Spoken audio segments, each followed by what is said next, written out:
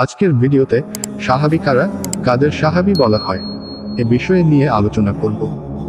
সাহাবী শব্দটি আরবি ভাষার সুহবত শব্দের একটি রূপ।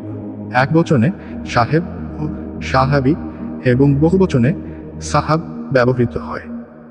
আবিধানিক অর্থ সঙ্গী, সাথী, সহচর, একসাথে জীবন যাপনকারী অথবা সাহচর্যে অবস্থানকারী। ইসলামী পরিভাষায় সাহাবা শব্দটির দ্বারা রাসূলুল্লাহ সাল্লাল্লাহু আলাইহি ওয়াসাল্লাম মহান সঙ্গী সাথীদের বোঝায়। সাহেব শব্দটির বহুবচনের আরও কয়েকটি রূপ আছে, তবে রাসূলুল্লাহ সাল্লাল্লাহু আলাইহি ওয়াসাল্লাম সঙ্গী সাথীদের বোঝানোর জন্য সাহেব এর বহুবচনে সাহাবা ছাড়া আসহাব সাহব ব্যবহৃত হয়ে থাকে। সাহাবী সেই ব্যক্তি যিনি রাসূলুল্লাহ সাল্লাল্লাহু আলাইহি ওয়াসাল্লামের প্রতি ঈমান সহকারে তার সাক্ষাৎ লাভ করেছেন এবং ইসলামের ওপরই মৃত্যুবরণ করেছেন। অর্থাৎ এই কথা থেকে বোঝা যায় সাহাবী হওয়ার জন্য তিনটি শর্ত আরোপ করা হয়েছে। 1. রাসূলুল্লাহ সাল্লাল্লাহু আলাইহি ওয়াসাল্লাম এর প্রতি ঈমান। 2. ঈমানের অবস্থায় তার সাথে সাক্ষাৎ ও 3. ইসলামের ওপর মৃত্যুবরণ।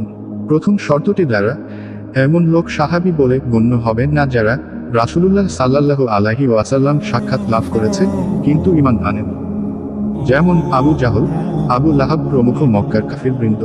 দ্বিতীয় শর্ত অর্থাৎ সাক্ষাৎ দ্বারা এমন ব্যক্তিও সাহাবী বলে গণ্য হবেন যিনি হুজুরের তো সাক্ষাৎ লাভ করেছেন কিন্তু অন্ধত্ব বা এ জাতীয় কোন অক্ষমতার কারণে চোখে দেখার সৌভাগ্য থেকে বঞ্চিত হয়েছে।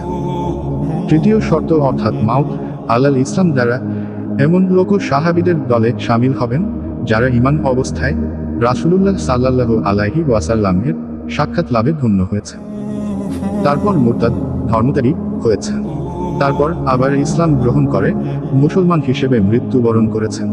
পুনরায় ইসলাম গ্রহণের পর নতুন করে রাসূলুল্লাহ সাল্লাল্লাহু আলাইহি ওয়াসাল্লাম এর সাক্ষাৎ লাভ না করলেও তিনি সাহাবী বলে গণ্য হবেন। এটাই সর্বাধিক সঠিক মত, যেমন হযরত আশয়াস ইবন কায়েস ও আরো অনেকে। হাদিস বিশারদগণ আশয়াস ইবন কায়েসকে সাহাবীদের মধ্যে গণ্য করে তার বর্ণিত হাদিস সহিহ ও মুসনাদ গ্রন্থসমূহের সংকলন করেছেন, অথচ তিনি ইসলাম গ্রহণের পর মুরতাদ ধর্মত্যাগী হয়ে যান এবং হযরত আবু বকরের খিলাফতকালে আবার ইসলামে ফিরে আসেন।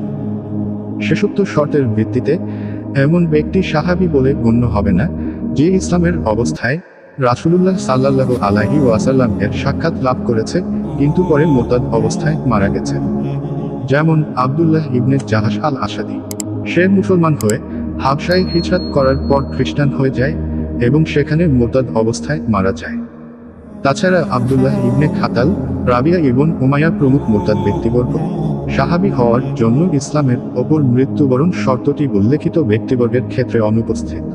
এই কথা অনুযায়ী ঈমান সহকারে রাসূলুল্লাহ সাল্লাল্লাহু আলাইহি ওয়াসাল্লাম এর সাথে সাক্ষাতের পর তার সাহচর্য বেশি বা অল্প দিনের জন্য হোক রাসূলুল্লাহ সাল্লাল্লাহু আলাইহি ওয়াসাল্লাম এর থেকে কোন হাদিস বর্ণনা করুক বা না করুক, রাসূলুল্লাহ সাল্লাল্লাহু আলাইহি ওয়াসাল্লাম এর সঙ্গে কোন যুদ্ধে অংশগ্রহণ করুক বা না করুক, এমনকি যে ব্যক্তির জীবনের মুহূর্তের জন্য রাসূলুল্লাহ সাল্লাল্লাহু আলাইহি ওয়াসাল্লাম এর সাক্ষাৎ লাভ ঘটেছে এবং ঈমানের অবস্থায় মৃত্যুবরণ করেছে, এমন সকলেই সাহাবীদের অন্তর্ভুক্ত।